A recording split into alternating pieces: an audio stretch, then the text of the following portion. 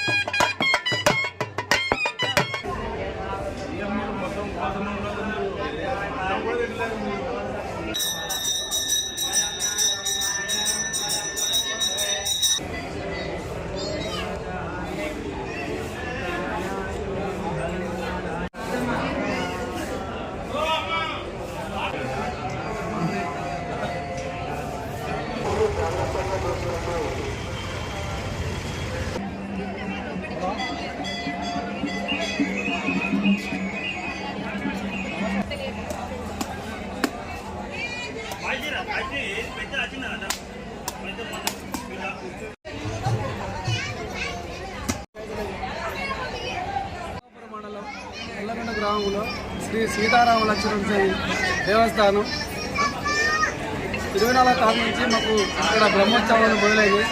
ఈరోజు శకటోత్సవం అంటే మనకు గుట్ట చుట్టూ బళ్ళు తిరుగుట. ఈరోజు భక్తులు 150 మంది పాల్గొన్నారు.